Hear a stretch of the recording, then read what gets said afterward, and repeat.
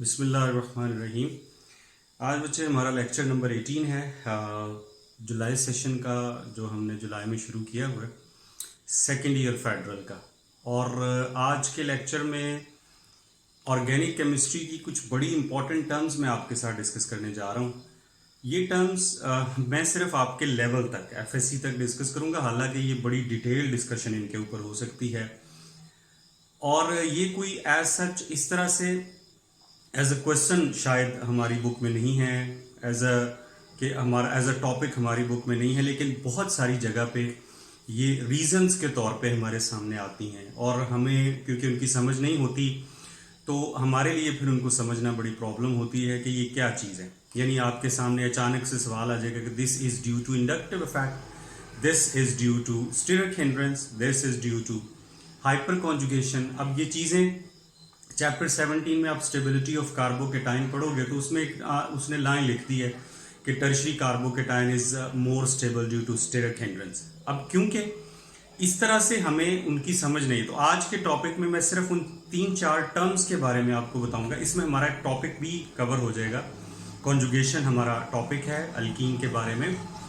लेकिन असल मेरा मकसद ये है कि आपको थोड़ा सा इन टर्म्स की, इन 4-5 चीज़ों की हॉल नो करवा दी जाए कि ये हैं क्या और ये हमारी ऑर्गेनिक केमिस्ट्री में किस तरह से यूज़ होती हैं। देखो बेटे, मैं आपको बताऊंगा कि इंडक्टिव इफेक्ट क्या होता है, कॉन्जुगेशन क्या है, डीलोकलाइजेशन क्या है, हाइपर कॉन्जुगेशन क्या है, मीजोमेरिक इफेक्ट क्या है और स्टीरिक हिंड्रेंस क्या है। इन चीज़ों के बारे में मैं आपको थोड़ा थोड़ा बताऊंगा। इंडक्टिव इफेक्ट, इसके ऊपर हमारी बहुत ज्यादा एप्लीकेशंस हैं, बहुत ज्यादा। कार्बोक्सिलिक एसिड के चैप्टर में, एल्डिहाइड कीटोन्स के चैप्टर में बहुत ज्यादा एप्लीकेशंस।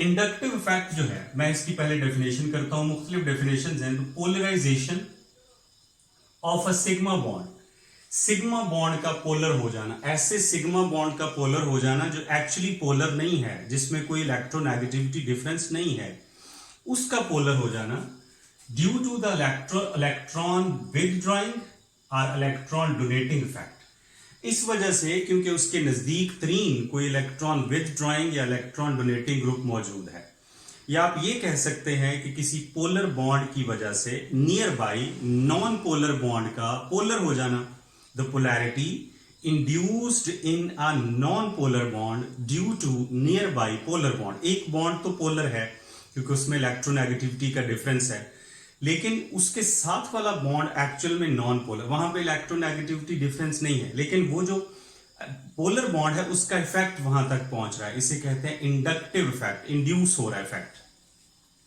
अब इसमें जैसे देखिए, ये वाला जो ग्रुप है ये इलेक्ट्रॉन विथड्रॉइंग ग्रुप है। ये किस वजह से इलेक्ट्रॉन विथड्रॉइंग है आपको पता है, आपने जस्ट देखना है इलेक्ट्रोनेगेटिविटी डिफरेंस को। आपको पता है कि नाइट्रोजन की इलेक्ट्रोनेगेटिविटी ज्यादा है, सो नाइट्रोजन जो है ये इलेक्ट्रॉन विथड्रॉ करेगा कार्बन से, कार्बन इलेक्ट्रॉन विथड्रॉ करेगा। ये हो गया पोलर, पार्शियल नेगेटिव पार्शियल, यहां तो हो गया इलेक्ट्रोनेगेटिविटी डिफरेंस। अब ये क्या करेगा, ये जो कार्बन है ये इसमें इलेक्ट्रॉन डेफिशिएंसी हुई। अब कार्बन और कार्बन के दरमियान, इन दोनों को देख लीजिए, इन दोनों को देख लीजिए, यहां पे कोई इलेक्ट्रोनेगेटिविटी डिफरेंस नहीं है, ठीक है।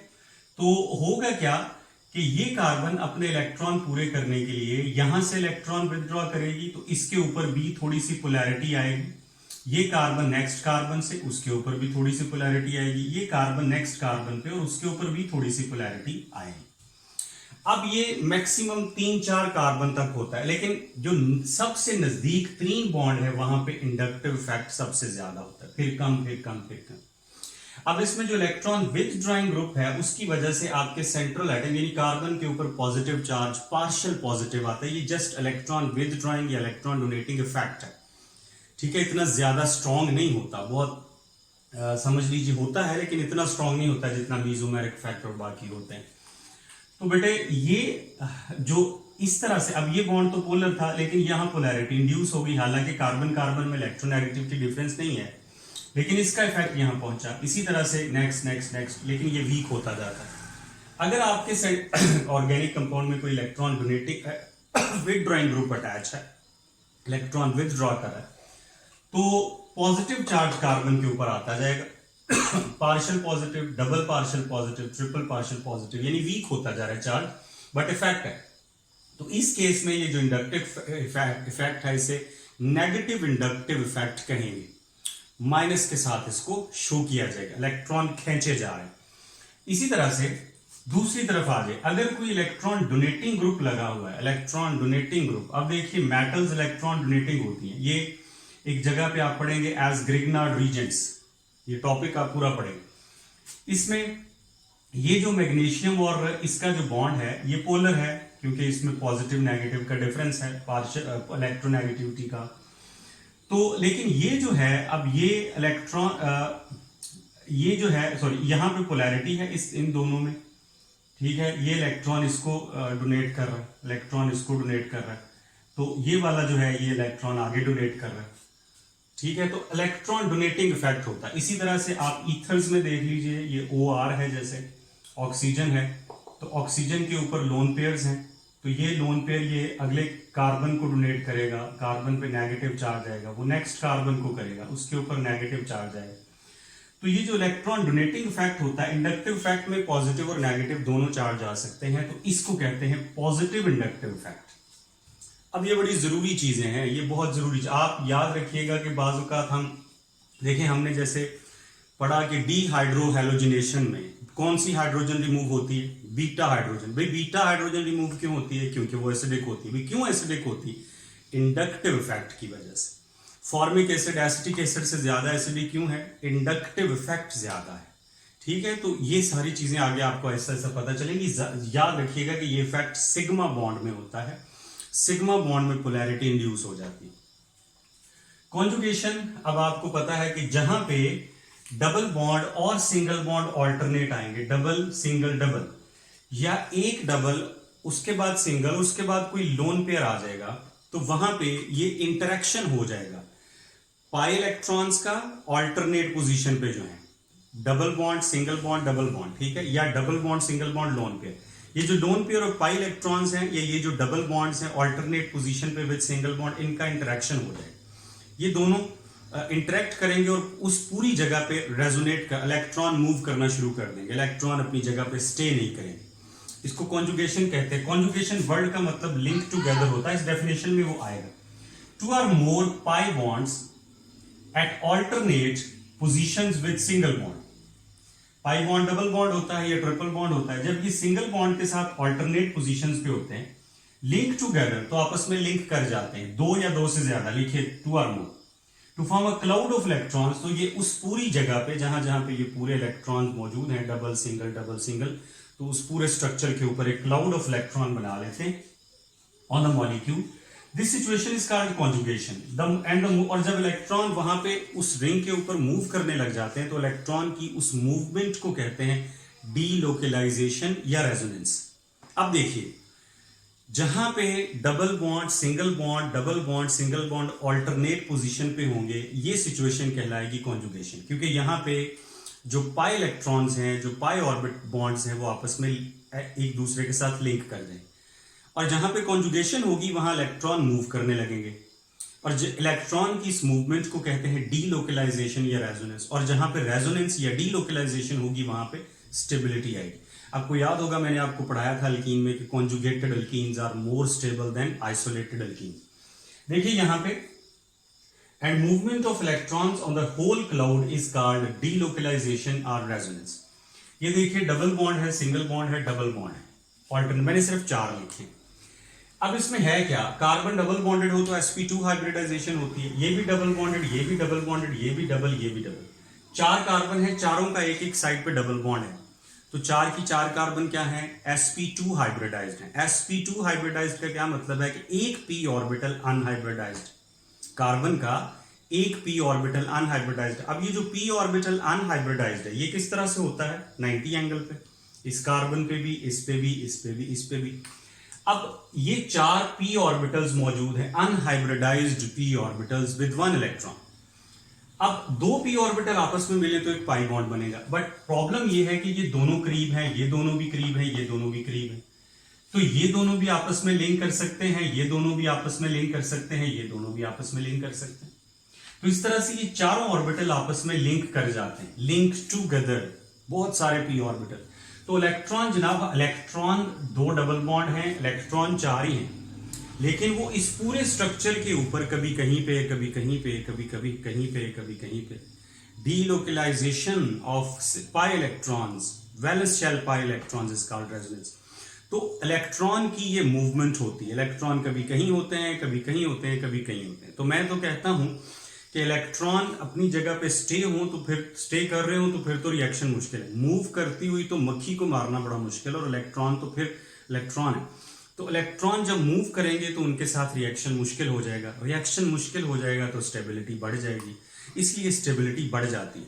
So this situation is called conjugation. आपने ये देखना है double single double single double single conjugation, double single double conjugation, double single single isolated. अगर 2 डबल बॉन्ड के बाद एक से डबल बॉन्ड के बाद 2 सिंगल बॉन्ड आ जाते हैं तो इस सिचुएशन को आइसोलेटेड, ये दोनों बॉन्ड्स आपस में लिंक नहीं करेंगे, ये अपनी जगह पे स्टे करेगा, ये अपनी जगह पे स्टे करेगा। तो अगर मैं आपसे पूछूं इन दोनों में से ज्यादा स्टेबल कौन है, जिसमें कॉन्जुगेशन है, ठीक है, तो बेटा ये आइसोलेटेड बॉन्ड है। कौन से? जिसमें एक डबल के बाद 2 सिंगल, कम से कम 2 single, they are called isolated. 1,3 pentadiene, 1,4 pentadiene, एक आइसोलेटेड है, एक कॉन्जुगेटेड है। यानी ये नहीं कि जिसमें भी 2 डबल बॉन्ड होंगे या 3 होंगे या 4 होंगे वो कॉन्जुगेटेड हो गया, नहीं, 2, 3, 4 डबल बॉन्ड हो और वो ऑल्टरनेट हो with single bond, double single, then conjugation. अगर एक डबल के बॉन्ड के बाद 2 सिंगल आते हैं या 3 सिंगल आते हैं, फिर एक डबल आता है, तो फिर वो आइसोलेटेड बॉन्ड्स। एक सिचुएशन ये होती है जैसे कार्बन डाइऑक्साइड में होती है अगर कार्बन के दोनों साइड पे डबल बॉन्ड है तो फिर ये सिचुएशन जो है किसी मॉलिक्यूल में, इसको कहते हैं कॉमुलेटेड बॉन्ड। इसमें होता यह है कि ये जो कार्बन जिसकी दोनों साइड पे डबल बॉन्ड है ये sp हाइब्रिडाइज्ड है, और लेकिन ये वाली जो कार्बन है ये तो sp2 है, ये कार्बन भी sp2 है। अगर ऑक्सीजन होगी वो भी sp2 होगी ना, कार्बन डाइऑक्साइड की बात कर। इसके 2 p ऑर्बिटल हैं जो अनहाइब्रिडाइज्ड हैं, इसका एक p है जो अनहाइब्रिडाइज्ड है, तो इसका py और इस कार्बन का py लिंक करते हैं, सेंटर वाली कार्बन का pz और इस साइड वाली कार्बन का pz लिंक करते हैं। यानी 2 साइड पे sp2 कार्बन है, ये सेंटर में कार्बन है, इसके 2 ऑर्बिटल है 90 एंगल पे जो अनहाइब्रिडाइज्ड, ठीक है। एक साइड पे जो कार्बन है उसका एक ऑर्बिटल के साथ लिंक हो जाता है, दूसरी साइड पे जो कार्बन है उसका दूसरी के साथ लिंक हो जाता है, और ये स्ट्रक्चर कभी प्लेनर नहीं हो सकता, याद रखिए, प्लेनर नहीं हो सकता। हालांकि इसमें sp3 कार्बन कोई भी, अब देखिए एक साइड पे लिंक यूं हो रहा है, दूसरी साइड पे लिंक यूं हो रहा है, ठीक है ना, तो लिंकेज में डिफरेंस होता है, तो दे आर कॉल्ड कॉमुलेटेड। आपकी बुक में जो एग्जांपल है उसमें एक एग्जांपल कॉमुलेटेड की भी दी है। अब अगर नाम लिखा हो तो जहां पे भी एक छोड़ के 1,3 पेंटाडाइन, 1,3 ब्यूटाडाइन, 1,3 हेक्साडाइन, 1,3 हेक्साडाइन, 1,3 ऑक्टाडाइन वगैरह वगैरह, तो ये सारे कॉन्जुगेशन होते हैं। जहां पे आ जाए 1,4 पेंटाडाइन, 1,4 हेक्साडाइन, 1,4 साइक्लोहेक्सा, सॉरी 1,4 हेप्टाडाइन, तो वो ये जो कंपाउंड्स हैं इनको हम आइसोलेटेड कहेंगे, ठीक है। कॉमुलेटेड की भी एक एग्जांपल। आगे मैं चलता हूं, तो मैंने इसमें डीलोकलाइजेशन भी बताया, कॉन्जुगेशन भी बताया, हाइपर कॉन्जुगेशन पे चलता हूं। हाइपर कॉन्जुगेशन जो है इससे मॉलिक्यूल की स्टेबिलिटी बढ़ती है, स्टेबिलिटी होती है, ठीक है। तो इसमें एक सिचुएशन ये है बेटा कि interaction of a sigma bond, sigma bond, ये जो नॉर्मल कॉन्जुगेशन है इसमें तो पाई इलेक्ट्रॉन कॉन्जुगेशन करते हैं ना, इसमें सिग्मा इलेक्ट्रॉन अपनी जगह मूव करते हैं, लेकिन सिग्मा इलेक्ट्रॉन के नियर में कोई एम्प्टी ऑर्बिटल होना चाहिए। तो सिग्मा इलेक्ट्रॉन्स या लोन पेयर्स सिग्मा इलेक्ट्रॉन के साथ जब किसी एम्प्टी ऑर्बिटल के साथ इंटरेक्शन कर जाएं, उसकी जगह पे चले जाए, खाली ऑर्बिटल है उसको 2 इलेक्ट्रॉन की जरूरत है, लेकिन साथ में कोई डबल बॉन्ड नहीं है, कॉन्जुगेशन नहीं हो सकती, तो सिग्मा बॉन्ड के इलेक्ट्रॉन, और वो sigma bond usually carbon to hydrogen होगा या कार्बन टू कार्बन होगा, तो सिग्मा इलेक्ट्रॉन अपनी जगह से चले जाते हैं। उससे क्या होता है कि वो जो एम्प्टी ऑर्बिटल है उसमें इलेक्ट्रॉन चले जाते हैं और वो स्टेबल हो जाता है। अब देखिए ये है जी कार्बोकेटाइन, सिचुएशन ये है कि ये कार्बोकेटाइन है, ये है CH और इसके साथ इस साइड पे लगा हुआ है CH3, ठीक है, ये है CH2 और इसके ऊपर है पॉजिटिव चार्ज। तो अगर इसके ऊपर कार्बोकेटाइन हमेशा sp2 हाइब्रिडाइज्ड होते हैं। पॉजिटिव चार्ज का मतलब है कि इसके पास एक एम्प्टी ऑर्बिटल मौजूद है, ठीक है।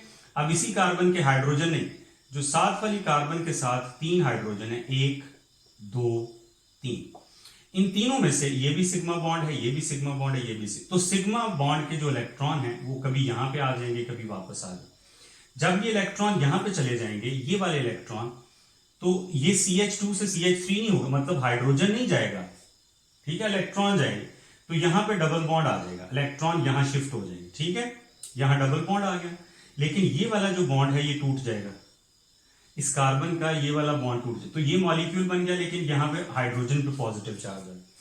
कार्बन और हाइड्रोजन के दरमियान जो सिग्मा इलेक्ट्रॉन थे वो उस पॉजिटिव चार्ज को कंपनसेट करने के लिए चले गए। तो जब किसी एम्प्टी ऑर्बिटल के साथ, खाली ऑर्बिटल के साथ सिग्मा बॉन्ड का इंटरेक्शन हो तो उसे कहते हैं हाइपर कॉन्जुगेशन। अब देखें, अगर CH2 की एक कभी ये, अच्छा फिर क्या होगा, फिर आगे ये खत्म नहीं होगी, फिर ये इलेक्ट्रॉन यहां आएंगे, फिर ये वाली हाइड्रोजन इलेक्ट्रॉन देगी, फिर वो वापस आएंगे, फिर ये वाली इलेक्ट्रॉन हाइड्रोजन देगी। तो इस जहां जिस कार्बन पे पॉजिटिव चार्ज होता है उसके नियर में जितने ज्यादा सिग्मा बॉन्ड्स होते हैं उतनी ज्यादा उसको उसकी हाइपर कॉन्जुगेशन के चांसेस होते हैं।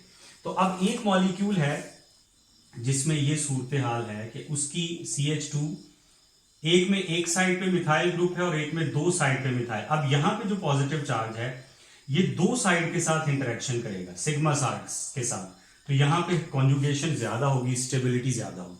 इसलिए ये जो सेकेंडरी केटाइन है ये प्राइमरी से ज्यादा स्टेबल होता है और टर्शरी में और ज्यादा चांसेस होते हैं। तो हाइपर कॉन्जुगेशन क्या हुई, किसी एम्प्टी ऑर्बिटल के साथ सिग्मा इलेक्ट्रॉन का इंटरेक्शन कर जाना, सिग्मा इलेक्ट्रॉन का शिफ्ट हो जाना, एक हाइड्रोजन अपने इलेक्ट्रॉन देगा, फिर वो वापस आएगा, फिर दूसरी हाइड्रोजन, फिर वो वापस आएगी, फिर तीसरी हाइड्रोजन, अगर खत्म हो गया तो ठीक है, अगर साथ में और भी हाइड्रोजन है तो फिर उनकी बारी आएगी, इस तरह से स्टेबिलिटी बढ़ेगी। तो ये हम कहीं पढ़ेंगे कि टर्शरी कार्बोकेटाइन सेकेंडरी से ज्यादा क्यों स्टेबल है, it is called hyperconjugation. आगे चलते हैं, स्टीरिक इफेक्ट। स्टीरिक इफेक्ट जो है, the effect of a molecule due to the space occupied by groups attached with it. Molecule के साथ जो ग्रुप्स होते हैं, अब ये एक मॉलिक्यूल है, ये केटाइन है, फर्ज कीजिए कि किसी न्यूक्लियोफाइल ने इस कार्बन पे अटैक करना है, ठीक है। अब इस कार्बन पे अटैक बड़ा मुश्किल है क्योंकि इसके साथ 3 साइड पे ग्रुप्स अटैच हैं, जाहिर है उन्होंने एक स्पेस ऑक्युपाई की होती है और जो स्पेस इस ग्रुप ने ऑक्युपाई की होती है उसे कहते हैं स्टीरिक बल्क। स्टीरिक बल्क, तो जिस एटम पे अटैक होना है उसके साथ जितने ज्यादा और जितने बड़े ग्रुप्स अटैच होंगे, जो नया न्यूक्लियोफाइल आएगा वो उसको अटैक नहीं करने देंगे, वो उसको रिपेल करेंगे। तो ये जो रिपलियन है, जो अटैक को कम करती है, रिएक्टिविटी को कम करती है, इसे स्टीरिक हिंड्रेंस कहते हैं, ठीक है। ऐसा इफेक्ट जो किसी एटम की एक्टिव साइड यानी जहां पे रिएक्शन है उसके साथ जो ग्रुप्स लगे हुए हैं उनके स्पेस जो उन्होंने ऑक्युपाई की है उसकी वजह से होता है। जितनी ज्यादा स्पेस ऑक्युपाई की होगी उतना ज्यादा स्टीरिक इफेक्ट होगा और इसकी वजह से रिएक्टिविटी। अब देखें यहां पे 2 मिथाइल ग्रुप्स अटैच हैं, तो यहां पे स्पेस इन्होंने कम ऑक्युपाई की है, स्पेस कम ऑक्युपाई की है, तो न्यूक्लियोफाइल का इसके ऊपर अटैक करना इजी है, लेकिन इसके ऊपर अटैक करना मुश्किल है क्योंकि इसकी 3 साइड है। तो जितने ज्यादा और जितने बड़े बल्कि ग्रुप्स अटैच होंगे उतना ज्यादा स्टीरिक हिंड्रेंस या स्टीरिक इफेक्ट होगा। आखिरी बात है जी बेटे आज की, ये चीजें आप नोट कीजिएगा, इनको समझने की कोशिश कीजिएगा, इनकी टाइम टू टाइम एग्जांपल्स आएंगी, मैं आपको बताऊंगा। ये बहुत काम की चीजें हैं आपके लिए, बहुत यूजफुल चीजें हैं इंशाल्लाह। मीजोमेरिक इफेक्ट, एक जगह पे मैं आपको पढ़ाऊंगा एरोमेटिक कंपाउंड्स में कि जो क्लोरोबेंजीन है, एंटी टेस्ट के स्टूडेंट भी जानते हैं कि क्लोरोबेंजीन जो है वो इलेक्ट्रॉन डोनेटिंग इफेक्ट रखता है, लेकिन उसकी जो रिएक्टिविटी है वो इतनी ज्यादा नहीं है। ये बड़े आपको भी बहरहाल जो नए स्टूडेंट पढ़ रहे हैं उनको समझ नहीं। तो इसमें क्या होता है कि द पोलैरिटी प्रोड्यूस्ड या polarization produced due to interaction of pi electrons with lone pair।